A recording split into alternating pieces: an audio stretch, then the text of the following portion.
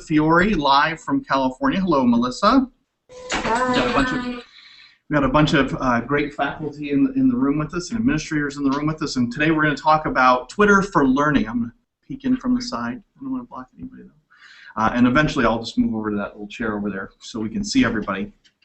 But we want to say hello to Melissa, who's in California, and she's kind of the reason we stream these things so that she can join us and we can all be part of Faculty Development Plus. She's really putting remote teaching to the test. And because we don't want to make Melissa larger than life, we keep her on the small screen down below. So today we're going to talk about Twitter for learning. That's what we're going to talk about. And Melissa can jump in whenever you want. Just let me know, and I'll mute my microphone so we don't get that weird reverb that we had last time. Nonetheless, if you are watching us, and I don't know how many viewers I have, but if you are watching us, the hashtag for today is Damon Tweets, and I'm running a tweet chat, so feel free to use Damon Tweets, or if you have comments, I'll be able to see those as we go, and we'll include those in our little conversation that we're having. Oh, no problem at all. And so, so today what we're talking about is really just what is Twitter, and why would we use it at all, much less for learning, and then kind of some ideas around what we could use it for in our classroom environments. I did a pretty poor Mimi. I lost track of time yesterday, and because I was doing a lit review on Twitter in the classroom, because that's what I do, because I'm a nerd. And really what Twitter is, as a tool, is a microblogging tool. So it limits us to 140 characters, which doesn't seem like a lot of space, but it is quite a bit of space, actually. Once you get used to writing in that concise format, it's quite a bit of space. But it's designed to be more, easier, quicker hits of information, which is a lot of the criticism about using Twitter in education, is that it's 140 characters. How can you possibly compose a thoughtful dialogue in 140 characters or less? And then include someone's name, which takes even more space out of the equation. It tends to be Twitter can exist in a world where it's just kind of these short bursts of information, and sometimes it seems like only 2 or 3 people are having these really kind of concise or these really quick-fire conversations about something specific to them or something completely inane or whatever, what have you. But Twitter as a social device it got used originally for marketing and spammers, and so it gets kind of a bad reputation. And then a lot of people still use Twitter solely to market themselves, and they're not using Twitter to contribute to anything other than themselves. And so that's where Twitter kind of gets a little bit of a bad reputation. But as a tool for communicating with students, what we know from looking at research is that discussion forums, and I think Melissa uses discussion forums quite a bit in her classes, but discussion forums, particularly for online or blended or web-enhanced classes, tend to get unused.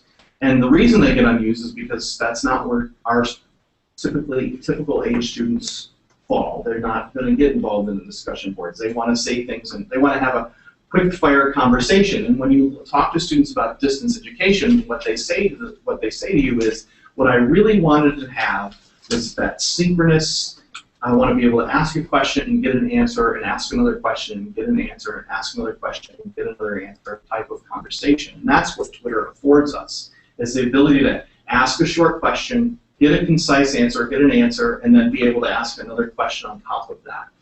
And so it allows us to do it asynchronously, but it kind of fits that model. And I mean, there's a couple reasons why we want to use Twitter besides that, but it itself, as a microblogging tool, is designed to be collaborative. It's designed so that we could work together, so we could ask people questions and get information and get links to different sources so that we can build up our knowledge base. And when we talk about that in a face-to-face classroom, we know what collaboration means. It's us sitting around a table like we are here with Melissa and the camera, and so and there's John. He's he's watching, and so yes, John, your tweet did come through. So hello, John.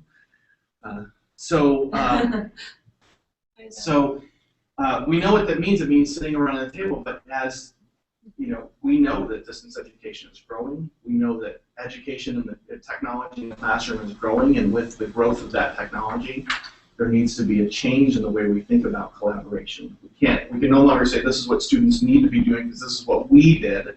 We need to be saying, you know, in order to be relevant and contemporary, we need to kind of meet students where they are. Which isn't to say that a lot of students are using Twitter. It's just to say that this is a tool that is like what they use. So they come to us and they're ready to use text messaging and instant messaging and short email bursts, but even email, we know they don't read email very often. Just had a discussion this morning with one of our faculty. Said they say they don't read email, but that's the way their professional organizations communicate. They're going to have to start using email, and that's certainly true to some degree, but we can use Twitter to kind of meet them where they're at and give them a tool to use. And so with the growth of technology and the growth of people needing to be in distance education, education needs to embrace tools like Twitter to kind of keep things moving along and keep students engaged. Interestingly, Twitter gets kind of a criticism too about being distracting. That it's, how could you possibly sit and watch your Twitter stream all day long waiting for people to fill up? So I'll give you a shout. I'll give you kind of a look at mine. I'll see if I can do the screen share. I'm going to have to move closer to the screen so I can do my screen sharing. I can't. My eyes are older than they once were. But I'll show you I'll show everybody kind of my screen. So you can see that I follow a lot of people.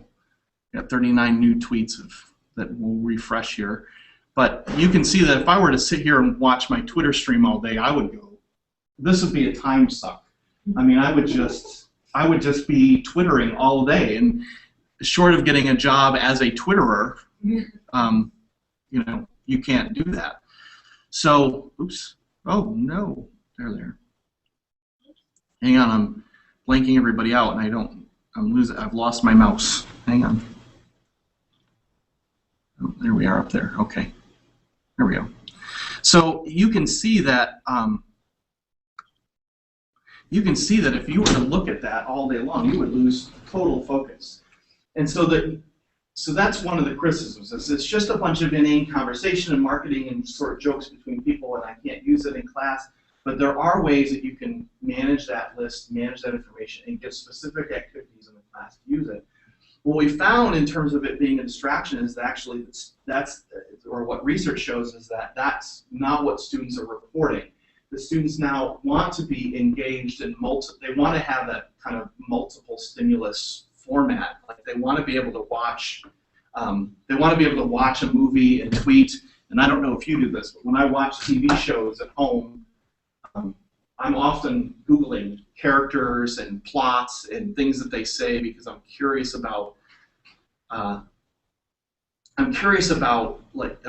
topic or an actor or what they know, or I'm watching the debate and I'm Googling the topic to find out what. So I'm engaging in that kind of really more immersive environment than just watching what TV has to tell me. Come on, Louise. So that's in some research, that's what students were reporting, is that yes, it's a lot of information, but that's what we like. We don't want to sit there and just watch lecture until our eyes glaze over and we drift off to sleep. Or I like to think of it in that, you ever see Real Genius, Melissa, where at the beginning of the semester, everybody shows up for class, and then the next scene they show people with tape recorders out, and then the next scene is more tape recorders than people, and the last scene is finally just the tape recorders, and then the lecture is on tape record. And so it's not actually people in the classroom, it's just all tape cassettes, so everybody's recording one another. And that's what students don't want. They want to be engaged. And Twitter is one way that we can do it. Melissa's down in the little box. Where is she? She's in California.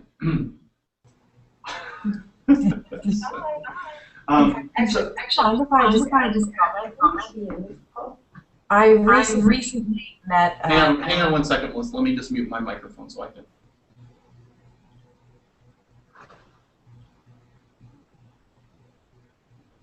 I went to a Bucknell Alumni Association and I met a student who works for social networking companies. And I'm going to follow up a meeting with him so we can talk about how social networking is being used in academia. But something that he said that was interesting, and piggybacking off of what you just said, Mike, is in the industry, what they're doing is when they're launching new films or merchandise related to a film, they're actually doing it through Google Hangouts and Twitter. And they're making the experience a more personalized experience for interested fans, followers, whatever, so that when that community gets together, there is more buzz, because everybody wants to come together to talk about these things, but now this is the new way that we're doing it. And so he said he knows of at least half a dozen already that have been launched through Google Hangouts with people tweeting as well. So it was just an interesting little factoid that I learned after meeting this grad. That's really cool, and you know that's happening in lots of places too, Melissa. So if you look at conferences you go to, right?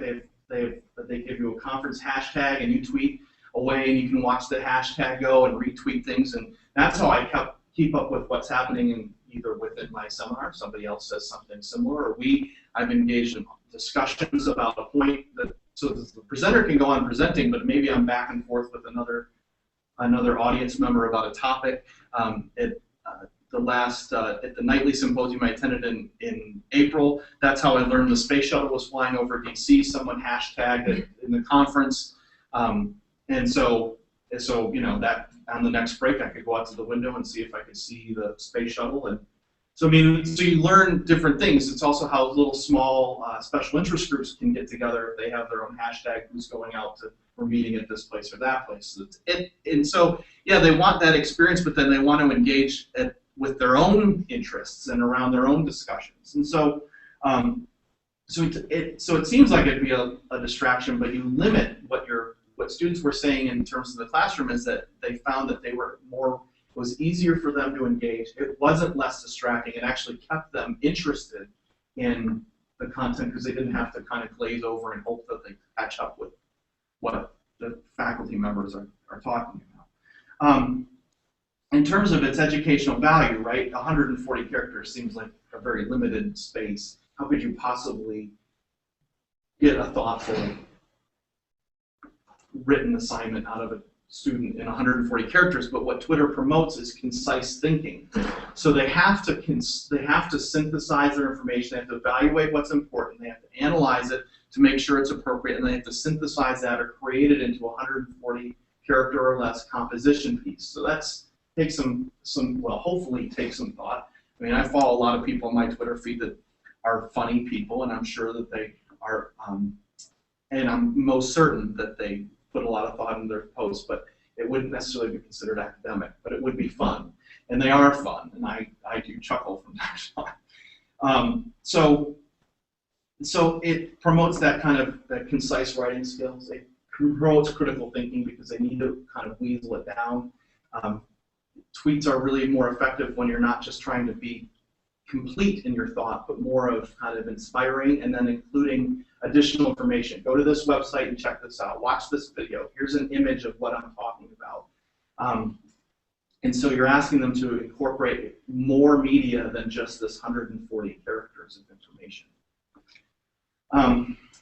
One researcher found that Twitter helped English as a second language learners because it's shorter bursts of the English language at one time, so they can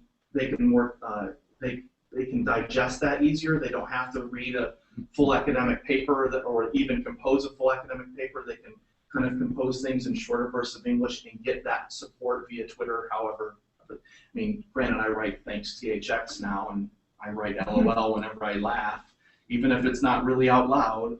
But so that's a couple. It kind of Twitter forms a more safe and informal way of promoting writing skills. So in January, we had Chris. June. In June. It's been a long summer. It's been a long summer. January, June, Buffalo. What's really the difference?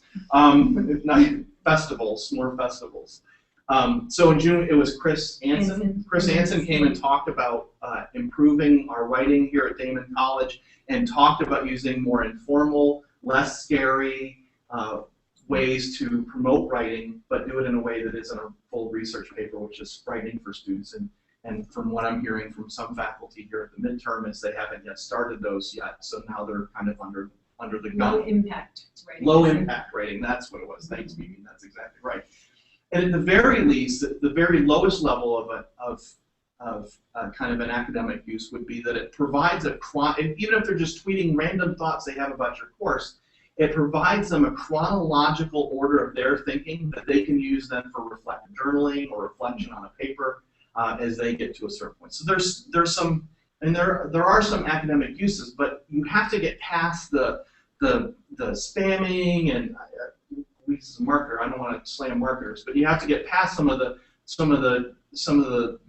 lack of, or some of the just the outright self-promotion that goes on out there, and be a contributing member to something.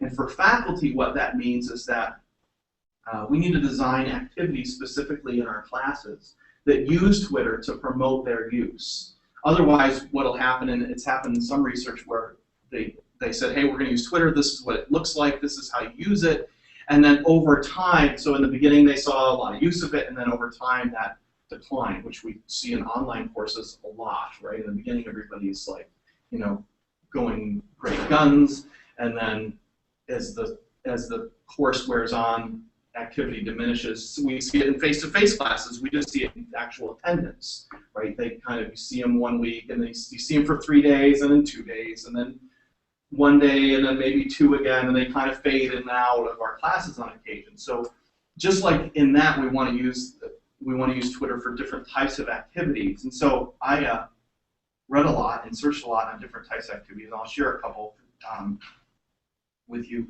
And I'll show you. I'll actually show you one that's getting used right now at Damon. So we have. I hope she doesn't mind me telling this story, but we have a faculty member who's traveling. She's in China, but teaching a course here at Damon at the same time, and so needs to keep things moving while she's gone. And yes, Blackboard could do that, but it doesn't necessarily have to. So she's using Laura Summers using a hashtag DamonArt356, and she's asking students to engage in Twitter, use Twitter to engage with photos of the topic at hand. So I think her topic is, and I don't want to misquote her topic, but it's I think it's like sexuality in art, and so in contemporary art and advertisement, things like that. So people are sharing images that get to that point so that they can engage in a discussion. I'll show you that in a second.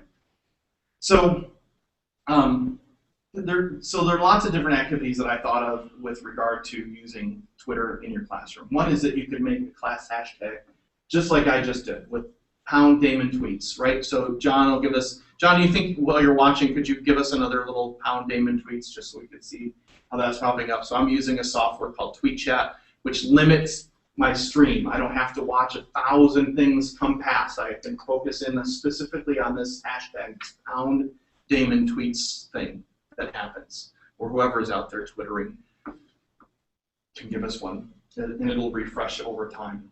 Where do you put the pound? How do I So Melissa, in a tweet, you just, at the end of it, you just write #DamonTweets. That's it, and that's how you include one in this. That's it. So that's all you would need to do. And then this brief TweetChat is a website, tweetchat.com, and it just grabs that # from your Twitter stream. So there you go. There's John. Oh, he's back in the business building. So you probably passed him on the way. So just by setting that up, you can now control the stream of information that you have to view for your class. There's no reason that you need to follow every one of your students. You probably wouldn't want to anyway, and they might not want to follow you, although you're very interesting people. And they are too, but it's one of the reasons why social media and education kind of clash, is that it's an authority figure thing. We don't necessarily, we'll create a separate Facebook account just for you if you feel like, I don't know about you, but when my mom and dad joined Facebook, I was like, oh, And I was in my 30s, so like I was like, oh, come on, I don't have to watch what I say. I can no longer bash them. You use hashtags to filter all that stuff out. You don't need to know that they went out with their friends and they lost their shoe and you know the sky is blue and they had lasagna for lunch. You don't need to know that stuff. But what you want to know is in that pound, in that hashtag.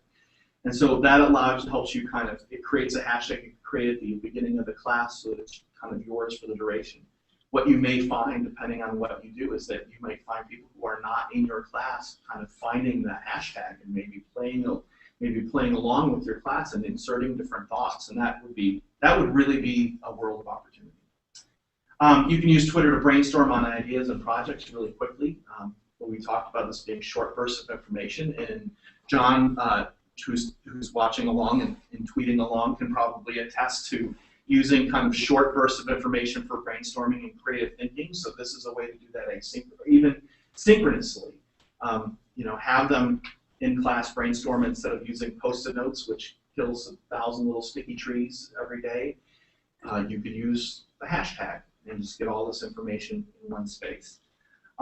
You can use it to share course-related websites. You can use it to share videos. You can use it to share pictures that you've taken. Maybe you're traveling to a conference and you know you meet the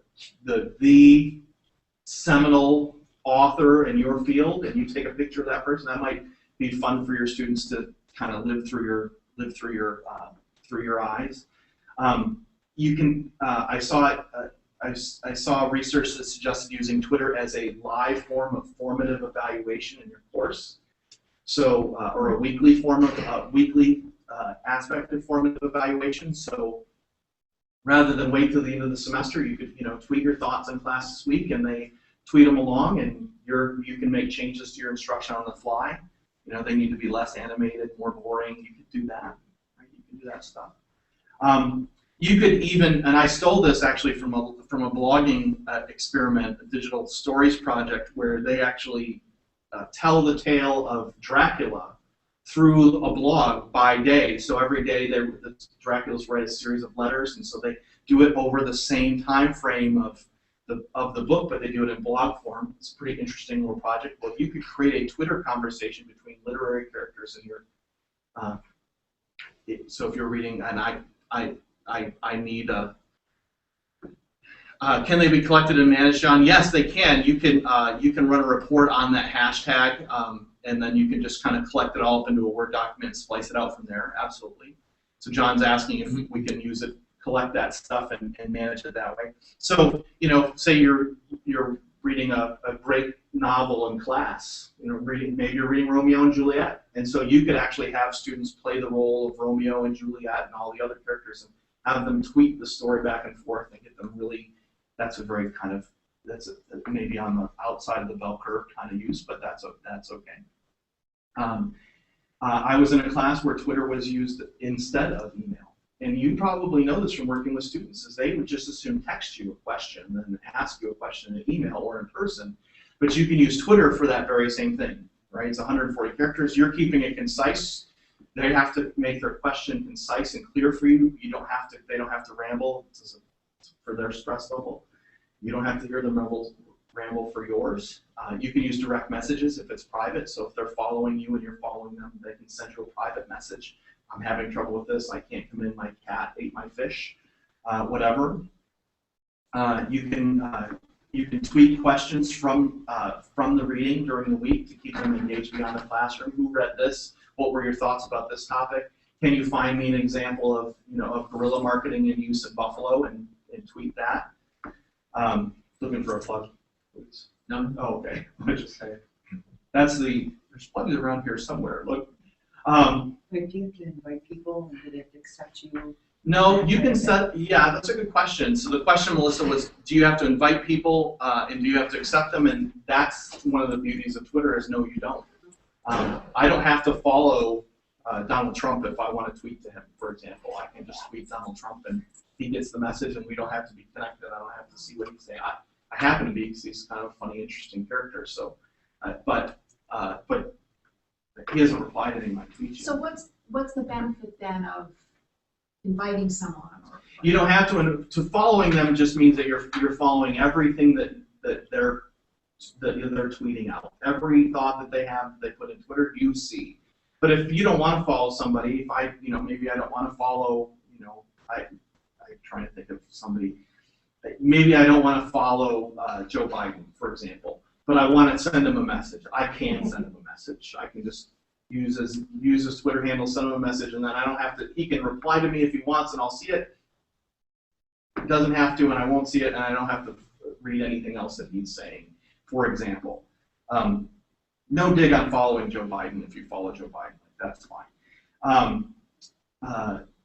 In terms of more, so that's one of the benefits is you don't have. So, and I know Luis, you use Facebook to connect to marketing students or potential marketing students. This is one of those areas where you wouldn't have to connect with them through your personal Facebook page. For example, you can just kind of list them out. And all the people I follow, I keep in lists, and I'll show you that. I keep in lists so that when I'm ready to look at that list, I go and click on the list, and I can see all the tweets from those people. So I don't. So because I follow people from education technology, and people from Damon, and people from running, and people from diabetes, and people from healthy eating, and people from people who are just kind of hilariously funny, and some are inappropriate. And so I don't have to digest that whole fire hose of information all at once. I can split it up and look at things specifically. And hashtags is one of the ways that I manage that, but Twitter lists is another one. So for our Damon online course, everybody who has an account that I know about is in my fall 2012 OCDC list, and I just click on that list, and I can see all the tweets from those people and follow up with them. And I do that probably once or twice a day just to see what's up. Not much, as it turns out, not all the time, but that does not mean it won't happen. It will. We begin somewhere, and that's where we begin. So in terms of another kind of use is informal low-stakes writing, things like entry and exit tickets. Let's tweet before you leave today. Tweet me one key learning that you got from today. Tweet it to our hashtag. So it's a way to kind of get a little bit of assessment. You can have them tweet about the muddiest point for the lecture, what's going on, what don't you understand, so that at the next meeting you can change that a little bit. You could assign it specifically to short-term assignments. You can have them summarize the week's class tweets into a journal entry. Oh, hey, that's really terrific. Someone's at the Manhattan site watching, so that's really awesome. So, well, thanks for watching over there. So there's tools like word clouds, which pull out they pull out all the different words from your Twitter stream, and they make larger the ones that are more prevalent. So you could use that to create kind of a visual representation of the week's thoughts. You can use tools like Storify, which is kind of an archival system where you can, I can't think of the right, it's a way to create a story, but you can search on a topic and just simply click and drag links from one section to another and kind of order them in a story. And so they could take the tweets from the entire class and organize that into a short little story about the week's topic, summarize that, and it's a kind of a different way to write, but they are composing and they are using higher order thinking skills to do that. You just don't have to force them through all the steps to get them to the top. You can kind of backdoor them into doing this. And lo and behold, they'll be thinking in a higher plane of thought, but they didn't know they got there, which maybe is even better. I mean, that's how I learned to rock climb. I didn't know that I was there. Or I knew I was rock climbing. Whitewater canoeing. That's how I just all of a sudden was there. And I needed to learn, so I learned. Turns out I knew how to do it. So you can get, so if you use media in classes, so Melissa, I know when you're teaching modern language, you might show a modern language film. Judy, you probably do the same thing. Show films from in either the language or about the culture or what's happening. So you could think about like what we're doing now. So my wife watches Dancing with the Stars. She would probably hate that she loves Dancing with the Stars. She probably wouldn't hate it at all. But there are occasions, she doesn't always, but there are occasions where she'll tweet Dancing with the Stars while she's watching it. So you could use the same technique in your classroom. Have them watching this film on marketing or film on social work or a film that you wanted to have a discussion after the fact Now you don't have to wait till after the fact. You can ask them to be tweeting during the class using the class hashtag to gather those thoughts as they have them. Because you know sometimes once you have a thought and you kind of file it away for later, that gets permanently filed away for later and you never remember. Out of sight, out of mind. So now you get a collection of that stuff. So, so let me see if I can. So you can get a collection of that stuff. You can use it for books and reading discussions. So Mimi just led a book discussion with faculty about the Pact. It took place over a course of a few weeks, days, a day. Two separate groups met at different times. Two separate groups met at separate times. Well, they Actually, not facilitated by me, but by Beverly Weeks, Richard Mackey, Maureen Lane, and Aiden Williams. okay. So had guest facilitators. They could have tweeted their thoughts, poignant quotes, examples, additional resources. Hey, well, I read this in this book, and here's a video demonstrating it. So, you know, in the business department, they're talking about a marketing principle, a marketing topic. Well, there's probably a web version of that topic at play. I'd imagine there's an application. Marketing's not one of these high theory and only theorized. There's not a lot of theoreticians and no practitioners in the world of marketing, so to say, you know, for example. So we're talking about this. So here's the principle. Here's an example of the principle. Print, media, pictures, video, whatever. You can start to create this asynchronous beyond the classroom experience for students. Can I just ask a question? I would think that if, for example, you're showing something in class or speaking in class and you're having them tweet at the time about it, that it would be very distracting from what's being presented in class. Is that not an issue? Well, what the research said about distraction was that students live in that kind of multiple stimulus environment, and so they want to be listening to you and tweeting what they're thinking. Now they may be writing notes as well, but they may, you know, when I'm at a conference and I'm listening to a presentation, I'm taking my notes in a mind map, and I'm also tweeting salient things that I think everybody who follows me would find brilliant. And so, because I did, so they should too, right? But what the research suggests is that students did not find it distracting at all. They actually found it more engaging because they could process that information in a different way. And so they found that the work. So rather than drifting away, they were more focused during those moments they were, even though they had to be missing something during the time they're focusing elsewhere. Right. And, you know, John could probably tweet about this, but in and out thinking is probably pretty closely related to this. When I'm watching a presentation, sometimes I draw a line down the paper and I write my out thoughts, things that pick up milk. Oh, call my wife. Oh, this would be good for this project at work. So I write that stuff down, and then I can quickly get back to the topic at hand. But then aren't they also reading other people's tweets? They may very well be reading other people's tweets. So it's like having a conversation. And they're distracted, right? Yeah. Or they have a lot going on. They have to be missing something, and that's But the human attention span is 7 minutes anyway. That's so right. Every 7 minutes. so it's that's that coffee break that does them good. Right. Without the coffee. Yeah, Right. exactly. It lets them get whatever's in their head out. They can maybe catch up, see what else is going on in the Twitter conversation, and then right back into class. So I had a mentor who used to tell me that it was okay if you took vacations, just come back. So then what he meant was, it's okay if you kind of drift off in my lectures, but I do want you to come back. Because sometimes it was hard. He was a pretty charismatic guy, and I found it still difficult sometimes to come back. I'm not saying that this would have worked. I'm just saying it's quite possible that my vacation could have been a tweet, and then I could have come quickly back to the topic at hand. The other nice thing, too, about at least having a class hashtag is that even if I miss something, somebody else might have tweeted it. Right. So I can it's like collaborative note-taking to some degree. Wow. Can I just yeah, go ahead. Go ahead. So one of the things that the students tell me as well is that they do like to go back and look at it later. So having that chance when they're studying or reviewing notes or gathering their thoughts, they like having the record of it. And during my classes, I'm not using Twitter at the moment through the virtual language learning pilot project, but we are doing live chat with note-taking.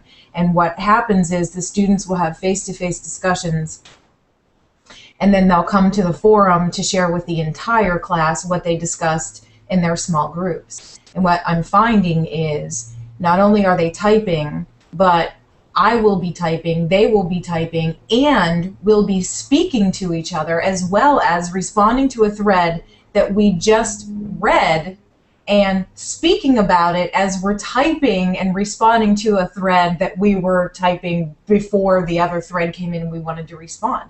So we're typing and talking, and all of these things are happening simultaneously, and the students are completely engaged. The hour goes by so fast, and they are giving really positive feedback, loving the dynamic and what's going on. I'm talking away, but you couldn't hear me. But you're right, and I think that students now just, they need that multiple level of stimulus. I made a joke about my daughter, like she does the same things. I didn't realize it at the time until my dad said something about it. I said, she's all over the board. She can do this for 4 seconds, and then this, and then this, and then this, and then this. And meanwhile, he's talking to me, I'm watching TV, and I'm on my iPad, and he's like, where do you think she gets that from? And then she's learning how to process these multiple stimulus points in a way that makes sense to her. She's not missing a beat. She's paying attention to everything that's going on. And if you looked at ADD research, that students who have ADD are, they seem like they're distracted, right? They're writing things down, they're drawing and coloring and doodling and paying attention to other things, but what's really happening in their brain is they're just filling up to the level of stimulus that they need in order to process everything that's with them. And so they're hearing and processing what you're saying, they're just doing something else as they do that. I doodle when people talk to me all the time. I doodle when I'm on the phone, but sometimes I lose my train of thought, but not all the time. Most of the time I'm paying attention. And so Twitter just gets them that dynamic engagement that they're looking for. So Mimi's tweeting right next to me. This happens in my house all the time. My wife and I tweet from the same room. So back and forth. Sometimes we use Twitter just to talk. Sometimes we use Twitter to talk to each other because we don't want our daughter to hear what we're saying. So you have to spell it. So we don't care if the rest of the world hears what we're saying, but we don't want our daughter to hear what we're saying. My kids tweet about me and they laugh and then they won't tell me what they said. That's right. That's right. That's right. I'm pretty proud of myself. I just recovered my password on this account that I set up Oh, 2 years good. ago. There you go. Isn't it See, great? I that's don't like my picture though. the A egg. bit of an egghead. Yeah.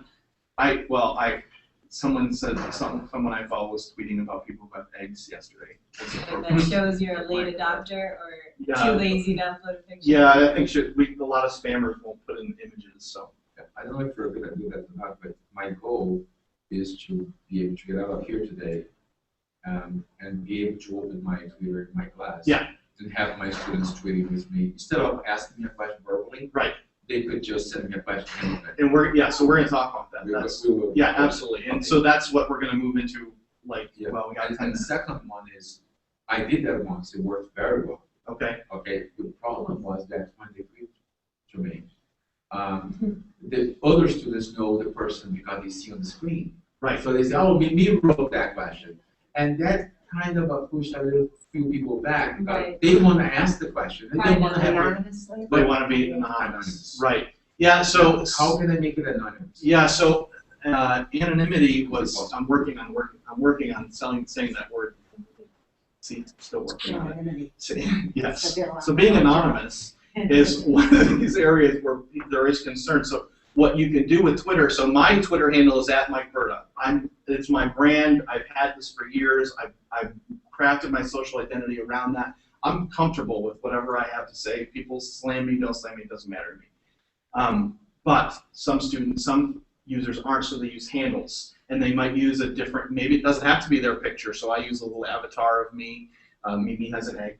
So they could create a Twitter handle that is totally anonymous. So one study I read was about teaching in a clinical nursing program.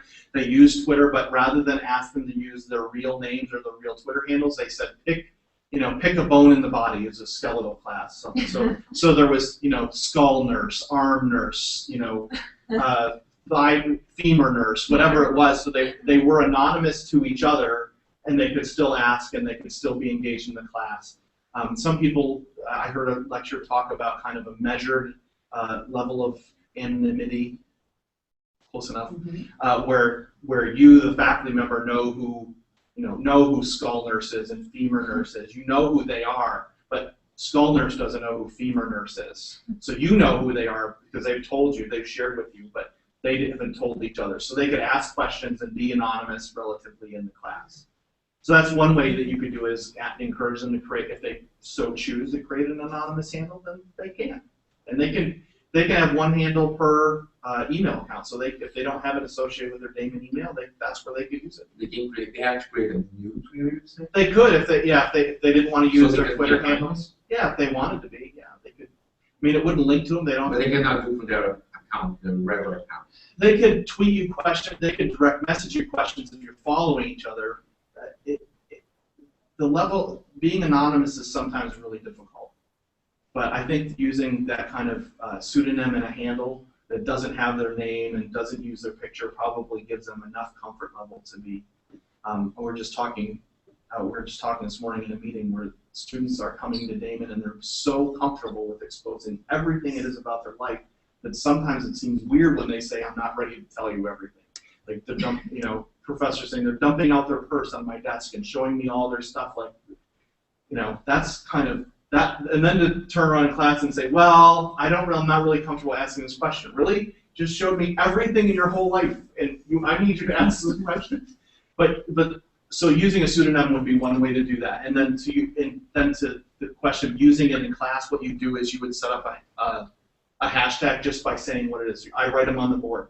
You don't have to register them anywhere or anything. I just Damon tweets. It's like, okay, that's what I'm going to put out today. So. And if there are duplicates? Well, I generally search for it first to see. Okay. So there wasn't. So for Laura Summer, who's using Damon Art 356, there apparently is another Art 356 that's being used. So she didn't want to cross Twitter streams with them. So she created as Damon Art 356. So course numbers and names would be a good way to keep things kind of done. And then you would use this website, Tweet Chat, so that open it up on another screen, and then they could be tweeting questions as you lecture. So, and then this updates every 5 seconds. So if we who are in this class, either in the room or writing to you from New York or business building, right. If we didn't put Damon tweets, this message would have just gone out to everyone. We wouldn't have seen it. Now, for Luis, that you could have him tweeting you, and then you could just open up your mentions page. So, so on Twitter. So anybody there's Vanessa. You remember Vanessa? Mm-hmm. So we finished our QR project. So she tweeted me today to say that so that's a tweet to. This is a tweet specifically that mentions my name. So there's @MikeBerta right there. And why would you were saying that you and Maggie tweet, but why wouldn't you just text or email? Well, I'm gonna show you the screen so you can see the Twitter screen. So there's I don't know. I think it's just because it's faster. We have Twitter open anyway. So if it isn't open anyway, because you never open it like me. Yeah. Well, Would email be the same thing if you say, "Oh, I'm going to be very short." Right. So yeah. It could be very please, short. Whoever texting. answers this, answer just within so and so many characters. Right. Yeah. And isn't it the exact same thing? It's just emails like is like walking. It's hard to explain why. It seems like students don't engage with email. They just don't open it. They don't have it. They don't have it open on their phones, even though it's simple to do. Because I tell them. Because you tell them. Because So that's where you're. Yeah, and I think that they need to to learn new skills as well. This just gives them another place. But my wife and I both have iPads, so we're both sitting and engaging in different. She's watching Dancing with the Stars, and I'm watching Battlestar Galactica. So feedback through email for the students. Right. They know.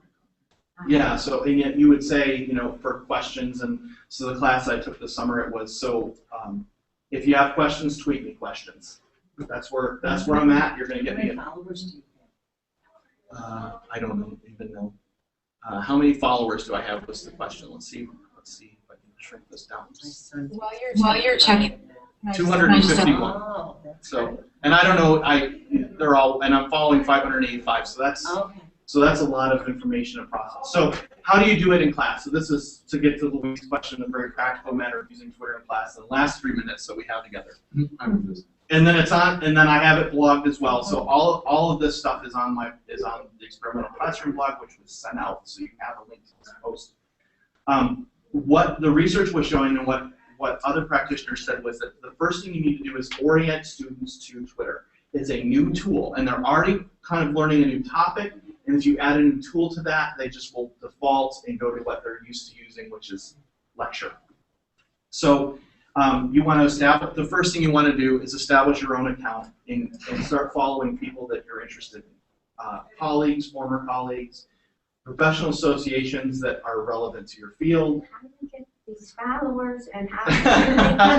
I don't worry about. I read something that you, an article about organizing them and keeping them organized. Where do they come from? Yeah. Where So- do you get them? So inside Twitter, if I was gonna, you would just search. Right. Yeah. I might send you a message. I don't know.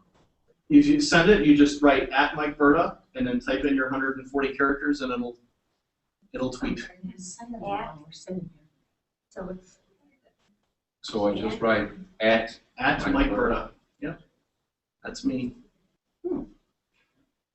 So this will go to your list, but it won't go to the class, and it won't. It'll show up on his stream and it'll show up on my stream. But it won't show up at Damon Tweets. But it won't show up any, yeah, it won't, unless, there you go.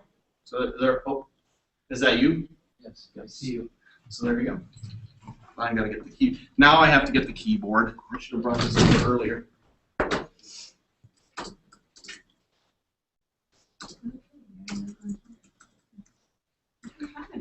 So the deal by following people, all you're doing is you're saying, I want to subscribe to what they have to say. So search out professional associations. So let's see, so one of the organizations that we belong to at Damon is called Nightly. So if I want to search for Nightly, I can search for the title, and here are the people. So it opens up the people. So here are people I can start following if I want to.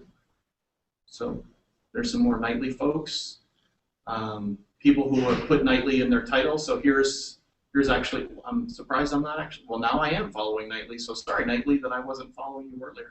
Was that, where did you click first to get to all this? I typed it up here. I typed in Nightly and I hit the search button. Oh, were you?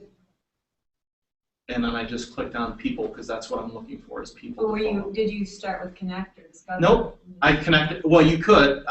You can start with Discover, but I used the search box up at the top. Right. And then people who have probably Nightly in their profile will be down here a little bit lower. Lisa Spiro, Brian Alexander, Rebecca Frost Davis. So these folks. So that's one organization that I belong to. That works in the field that I'm interested in. So now I follow them. I search and you put in a word of something that you're interested in. Right. Oh. So and then just search it. So here we go. So I searched Italy. You can imagine that this is going to come up with Italian language professors. Right. Oh. So there you go. And then they would pop up and they would become people I could follow. Yep. You just hit the follow button. What if And they don't? they don't have to follow you. And they They don't. don't have to follow you back. They don't have to follow you Oh, I at all. could just. You can just follow Just them. pick them out. Yeah, you're spying on them essentially. You wrote to me and I wrote to you. Right. So everybody that you follow will see that message. Everybody that follows me will see that message. that follows you will see that message. So there's no way you and I can talk without others seeing it. Yes, we can use it. Email. We can use it. Good Email. old-fashioned email. Absolutely. We can use this tool called direct messages. Right. So once we're following each other, so I'll find you and follow you, then we can engage each other privately behind the scenes. So at the risk of exposing some of the people that I've communicated with privately, so here are people that I've emailed privately back and forth over time. So that's just with people that you're following or that are following you? Right. Okay, or Yeah. both? Yeah, we have to be following each other. So we have to be, it's kind of a security system where we have to know one another in order for, or at least, or, you know, like Marriott customer service uses Twitter to keep up, and so does Delta, to keep up with people's problems, flight delayed, I need help, I'm stranded here, where's the hotel, what's this? And what they'll often do is tweet back. So when I tweeted that I was having trouble at a Marriott property, I tweeted about it, and I tweeted customer service says having a problem. They said follow us back so we can direct message you. So I followed them back. So I followed them, and What does that mean? Follow us back? Find my name and click the follow button. So they followed me, and I followed them, and then we can chat back and forth All right. privately. Thank you. So it's a nomenclature thing, which is part of what you need. Part of follow. I mean, I'm literal going, following you. Yeah, where am I following? Just think of it like lurking. You're lurking. So here's a driver in Italy. You know, there's all kinds of things that you might. These little check boxes are probably pretty popular people, and that they're verified accounts. Which means that verified means that Twitter has gone through the extra step of saying yes, this is this person. The official Twitter of Vogue. That's right. Oh, So yeah, so there might be an @whitehousegov.com, but that might not be the actual White House. It's a blue check mark? Yeah, a little blue check mark. Okay. So for kind of the practical side of it is once you establish a Twitter account, you become familiar with it. Follow people yourself, tweet them, get used to writing in that 140 characters. You tweet a picture out, send a video link.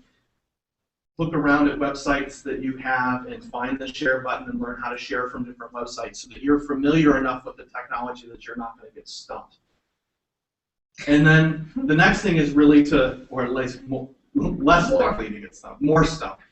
And then kind of plan. One of the things you need to do is be very deliberate. How will I use Twitter in this class? How is it that for Luis, you said you want them to tweet questions during a lecture. So that's a very specific purpose, and that's good because that's going to encourage, even if the students never touch Twitter outside the class at all, but in class they do, then you're using at least a classroom response tool. Yeah, but Twitter will share the same space in the screen with my slides, right? Yeah, we could probably show you how to kind of keep them next to each other. Right, that's or on top. Or on top of one another, yeah. The thing is that when you are presenting PowerPoint lectures, you open the PowerPoint. Right. So is that going to cover my Twitter? Or? Yeah, we'd have to get in there. I had to kind of organize this screen in a way that. So I find Twitter very overloaded. Yeah. I don't go into Twitter because I want good information, not a lot of information. Right. Yeah. So I can use it as a research tool very efficiently. Right. But as a communication tool, I'm not going to get all the information that people sending to me. Right. So I want to be more like I'll go for it whenever I need it instead of if people come to me. Right. It's just a lot of people say that too. Like I never use Twitter outside conferences. exactly. So, but I think we can do that in the classroom. Right. Yeah, absolutely. Absolutely. It's another for the business part. We use classroom response systems a lot. Won't they see the tweets on their own devices, so you wouldn't necessarily have to display it? I mean, if you wanted to see it at some point. Right. No, but the thing is, I'm lecturing right now on a topic. He wants to see I it. have a class of 110 students. Right. You want to see it in front of you as it's running. And then someone from the back there just tweet that, and that pops up on my screen. I want to be able to see it. Mike, answering to your, I don't know who Mike is, 100. Right. Answering to your question, here, let me address that for you. Test. Yeah. I can't. I agree, Melissa. Task design is the key. No, that happens. That's when I used it the first time. And yes, so Melissa's saying that she's saying that these are tools that they check all day long anyway. So they're used to seeing it and used to using it. That's true. And what you want to do is just kind of channel that so it's not, hey, I lost my shoe because, I had too many orange juices this morning and, whatever. Design scheme. Yeah. So in the blog post, I put a lot of ideas around how to use that. It's hard to cover, and we're already a little over, but you want to plan how you want to use it for class. Pick the few activities and be deliberate about it. I want you to use Twitter and require it so that they're used to using it. Otherwise, they'll say, can I email? Wouldn't it be funny? They'll say, can I email you this? The same people who say they don't want to email anyway will now say, I want to email you because we're asking them for you to. That's okay. Task design is Yeah. And so you want to be deliberate with that before, and if they don't have an account, schedule a class session to sit down and create a Twitter account. Ask them icebreaker questions beforehand, things that will help them find people to follow. So what interests are you? What sports do you play? What teams do you follow? What interests do you have? Do you have friends that use Twitter? Who are they? Ask some icebreaker questions before you begin to register them. That way they can go on, and if they've never been on Twitter, can immediately start following people of matter to them. Not just random, like there's a group of guys that gets together every week and they make these enormous, like 400,000 calorie meals. Like that's interesting stuff. But that's not what higher education isn't necessarily about. So you're trying to help them craft their social identity in a way that's beneficial to them. And part of who they follow is part of that, and who follows them is part of that as well. And what's interesting about following people is in terms of information, in kind of an overload. There are people that I trust on particular topics. So if this person says this is something of interest, I'm going to click that link and I'm going to find out why they say that's of interest because I trust who they are. Their authority. I've met them. They're one of what I call my real tweeps. People that I've met in real life. So have them register themselves with Twitter, people who've used it before, have them help kind of create that community with each other, use icebreaker responses to help them find people to follow or hashtags to search for so that they can start to use the tool and use it in really kind of low stakes ways. Provide students your class hashtag. So what's the course you're teaching? Marketing. So what's marketing, what number? 209. So Damon MKT 209 is our hashtag. Tweet to that. That's what we want you to tweet to. Anytime you have a class-related thought. And that's what tweet chat. Right. That's what you would use. Tweet chat is one area to do that in. Absolutely. Can you block people from following? Absolutely. So yeah, I get a lot of people who follow me that are spammers, clearly spammers, and you just go to their profile and hit block, and they're gone. And does that mean they can no longer see you? They can't see me. They can't tweet to me. They can't. Yeah. In your profile, you would go to your profile. I would go to their profile. So I would just click on. So I'm not going to block you, John, but if I clicked on John's link, John's profile, so I'll just click on him. Here's him. I won't actually block you, John. But, under here, there's block in report for spam. Report will also block him. So Spam. So, no, John, you're safe. I won't. Will they still show up on your followers list? I'm looking at my followers list. I have no idea who these people are. They eventually it refreshes. So yeah, if you block them, it's an app, right? The tweet chat. Tweet chat's a website. Yeah, it's just an app. Yep. You have to download the app. So the students have for tweet chat. Oh, for Twitter. Twitter, Yeah. They can tweet right from the website. They can go to twitter.com and log in and tweet right from the website. But there are applications. Tweet chat is a website. It's a website as well. Oh. I'm looking for an app for it, but I haven't found one that was much used. But even for business department, you might want to look at a tool called Hootsuite, like Owl Hoot, Okay. and Suite like Business Suite, and that's a great tool to manage multiple streams of social media, and that's a pretty good tool, especially if you want to have a couple of hashtags running in your Twitter stream. That's a neat tool as well. I'm just trying to read what Melissa said. She suggests running including the semester, for example, course number 2002 topic, not to run into difficulty next time the course is taught. Yeah, absolutely. Oh, okay. We can make this bigger. Good idea. Okay, gotcha. Thanks. So yeah, so that's a good suggestion too, Melissa. Absolutely. And then kind of explain what you expect them to tweet. What are the things you want? So I'll show you what's going on with Damon Art 356. To give you an example. And is that Damon Art 356 open to anyone, or Anybody who tweets to that? I apparently have. Here, I'll show it on the Twitter on the screen as well.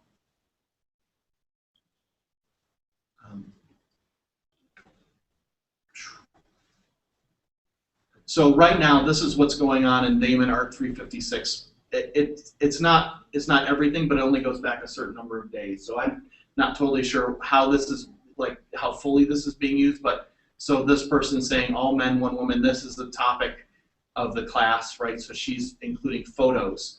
I just happen to see that I checked on the stream and I made a post to the stream saying, "What's that?" That's a side of it. The comment was, "What a society that we're in today." Yeah. There's a Well, lot. did you hear that? Were you here when he described the topic of the class? No. It was sexuality in art. Oh, yeah, oh, actually, yeah. Yeah, so for that, it's very That specific. wasn't a gratuitous. Yeah, that wasn't. tweet. That wasn't a gratuitous. So yeah, so that's that, and then here's the student that's following that, and there's others. There's a class that I participated in over the summer, which is probably pretty active right now. DS 106, which is kind of a digital storytelling class. They get a lot of plugs from me, but you can see here that there's stuff happening. This guy I was in class with over the summer, so an hour ago, they're tweeting in their class. And this is how they keep up with their information. So you want to explain to them what types of things you want them to tweet. So I want you to tweet reactions to this movie as we're watching them. I want you to tweet questions to this lecture as we're talking about it.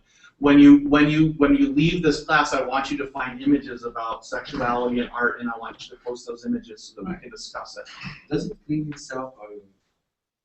Yeah, over time. Yeah, over. The bottom ones would just disappear. Yeah, over time. Yeah, you'll be able to always go back and get your own, but if you're following a hashtag, at some point it just kind of after it can't recover. If you do a search outside of it, it won't recover, and you can keep going back. It'll refresh it, but you don't have to worry about sorting through all of it every time you log in. And then there's other things you want to do. You want to use things like little link shorteners like a bit.ly, and that's on my website too. And then I've got on the website for this workshop, I have how to use hashtags, which is step-by-step how to use it, and how to use Twitter lists, step-by-step how to create it and use it. Oh, good. I did that just for your 4 people I have, but that's okay. at least Because it starts there, but who knows? Someday you'll have 1,000 followers. You'll be the next Twitter sensation. You'll be the Ashton Kutcher of Damon College's Twitter. thank goodness. But to say that Twitter doesn't have any research that's out there isn't true. Certainly there are some projects that are out there. I've read a lot. I included all that in a blog post with references, so you can go find those articles. But also some links to some different Twitter experiments that are happening in class and some research ideas. There's a person that you should follow, and his name is Ray Junko, R-E-Y-J-U-N-C-O. But Dr. Junko, he does a lot of thinking about social media and engagement with students. That's Someone at my house waiting for me at the door. Because I gotta be home by 4. Sorry. No problem. I don't want to leave, but It's all recorded, there's so you can watch later. So you can follow him right on Twitter. It's at Ray Junko, and it's rayjunko.com. But he's a real thinker about social media and how social media is engaging students. It's helping with retention. It's helping with knowledge retention. It's helping them stay engaged in classes, and he's done quite a bit of quantitative research about using Twitter and engagement. So he's somebody that I recommend you follow. But there's certainly lots of other people. Now, how do we go back to listen to this? Where do we go and how do we access this? Well, check your email, because I emailed out the we're live streaming this, and then the video is on that blog post, but I also include the link which will always be there. What's our class number? Art 356. So that's kind of, that's a really kind of quick and dirty when we didn't get to actually using the computers to log in and create a Twitter account, but that's certainly something I can do with you. These workshops are meant to be kind of, can you do a distribution list? So would each student individual Twitter, so it would go to each individual student's something. No, John, good question, John, and what you would do is you would use the hashtag. You would say, pound ELC 562. Tonight when you come, dress in plaid. So what you would want to do is you would constantly be encouraging students to use Twitter to find course announcements. You're thinking of Twitter kind of like an email distribution list where I just want to get to these 30 people, and you could put all of their names. So at Mike Berta, at MimiHS, at is it Nancy Doyle? Mm-hmm. At Nancy Doyle, at so and so, come to class. But eventually you'll run out of space. So yeah, you can get their specific attention by calling their name in the tweet. But in general, hashtags are where you want to be using Twitter to its fullest ability to do things like make little course announcements. So then they're always checking that Twitter feed. So I check. So for the Damon Online class, I check #Damon Online, so I know if people are tweeting to that. I check it to make sure that I'm keeping up with information. It is helpful if you want my specific attention, though, to put my name in there. So yeah, you can put it as #Damon Online, but if it's something directed towards me or I'm going to be the guy to answer it, asking @MikeBerta is probably a good idea. So that's probably how you would do it, John. Hopefully that's helpful. So, any other questions? Any questions from the Google Hangout gallery? What was It was Ray. Yeah, Ray. Yeah, here I'll show you his. I'll show you his Twitter page so you can find it. But he's from, I think, Lock Haven University. Is it in Pennsylvania, Mimi? Is that? Yeah. REY. Oh, okay. So there's him, and he's done a lot of thinking about social media, higher education, student engagement and learning. You sent out the articles. I did send out the articles to the Damon Online crowd. Yeah, absolutely, and he's linked in he's referenced in this blog post as well. But yeah, he does a lot of thinking about this and a lot of speaking about it as well. There's probably a good few videos of him out there. He's been up to Harvard. So. REYJUN. REY. Yeah. That's what you're talking about. See, that's exactly what I worry about. That you're trying to do one thing and someone says something else. And now you heard that, obviously, because it processed. No, not fully. I can imagine. And I'm sure it's the students are better at the computer than I am.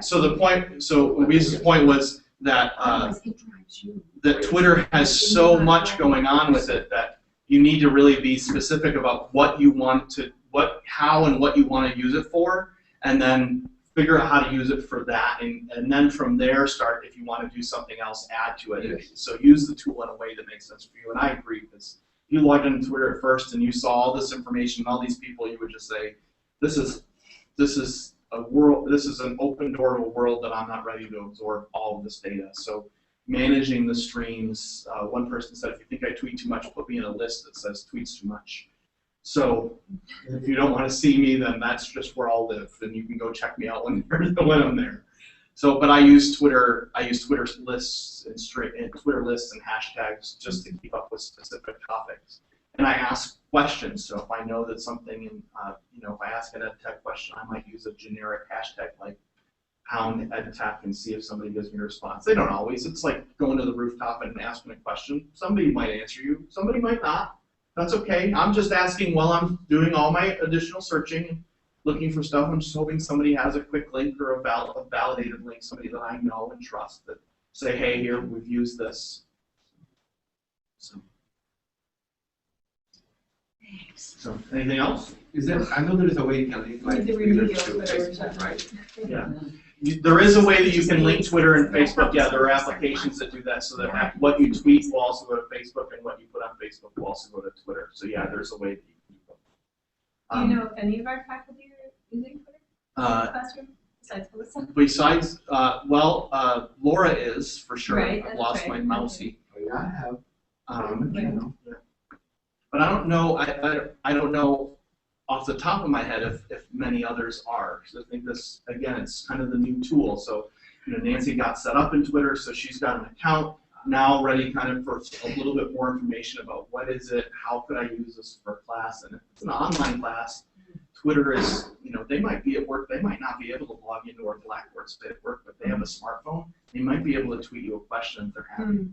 Or they might be able to say, I'm having, I'm sitting in our marketing meeting right now at my office, and we're talking about, sitting in marketing meeting, talking about, theory of the wine factor, whatever.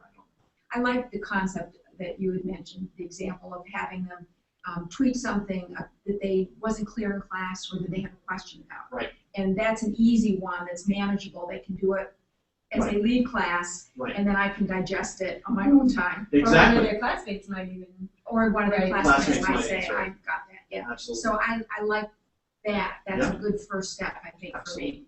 for me. Yeah, good. Yeah, good. So if you want help kind of crafting that, then kind of follow up with me, and I can sit down and help you kind of craft how you would manage that and make it digestible. Because that's what we want you to use more tools. It's evolution, not revolution. So pick one thing that you think stands out. That's why I've created a list of activities. One stands out. Yeah, that was good. Then meet with me, and then we'll go from there and get you that individualized. Great. Do you teach a class? Here? No, not right now. These classes. I teach a few classes. I mean, Well, the online. Yeah. in the online course. Online, Yeah. okay. The online course development workshop, I'm teaching that as well for faculty, but it's faculty development. It keeps me busy enough. I don't think I have time to adjunct this semester with dissertating and teaching all the workshops with faculty. So what I can do is open my PowerPoint and open my I think so. Side and let them tweet with Yeah. my laptop. Yeah, you can And see. I see someone sent me a question. That's a good idea. Yeah, if you have questions, ring me. Yeah, bring me. Yeah, you could. So we have PowerPoint running. I have another laptop running this screen. So I have two screens running in my office at any given time. And at some point, in a past career, I had three, and I really, really liked it. I had a lot of information at my disposal, but eventually I did kind of wean out the third one. It was. Well, but then you probably also have your iPad and your phone That's on your true. lap. Yeah. That's true. Mimi brings a good point. I also have my iPad open on my desk, so I do actually still have three screens running at any given time. And if you haven't been to President Clausen's office, you should go, because he's running a TV about the size of the one here in the classroom on his desk. This guy knows information and he can put it on a screen. So that's the biggest spreadsheet I've ever seen in my life. Just in font size, not so. Black. So I mean, so that's kind of how when you tweet to a. Oh, so all right. So John's asking, what's the difference between tweet to a hashtag, tweet to an @ So @ is sending me a specific message. Still goes on your Twitter stream, John, but what it does is it alerts me. It says, hey, someone tweeted you. Using a pound symbol tweets to a list that many people follow. So like anybody could search on Damon tweets. So I don't have to follow you necessarily to see it. I can just follow pound Damon tweets to see it. And that's really the difference. So @ to an individual, pound is to a group. So, good. I'm glad Edward Kirpus out in Manhattan had no questions. Good. I'm glad it was helpful. If you have questions, though, certainly call me. You can tweet me as well, so that's always good. You tweet me, tell me you need to see me, and I'll pop over to your office. That's not a terrible way to get hold of me. Mimi can just shout across the hall. Sign it. So yeah. Oh, did I do this wrong? No, you did it right. I just tweeted hashtag Damon Online testing. Well, that went to the whole class, right? So Damon Online. Well, I can change this to show you what.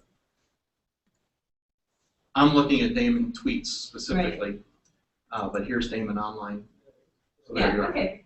And then did that go just to you or to everyone? It went to everyone who followed. That went to anybody who follows you, and to the Damon Online list. So whoever's looking at Damon Online, which right now is probably me, and Nancy follows it. And how do I follow Damon on? Am I automatically? You save the search of pound Damon Online. Okay. So So I have to even though I'm in the class, I have to search. Yeah. Yep. Thank you. No, you're Thank you, welcome. Mike. You're welcome. Thanks, Melissa. All right. Well, Thank you. Bye, Melissa. bye, Melissa. And Thank you. You still have all the Friday afternoon in California. Yeah, there you go. I'll be great. I'll be grading them. Well, that's not a good way to spend a Friday afternoon. All right. Well, bye, Melissa. We'll see you at the next one. Thank you. Thank you.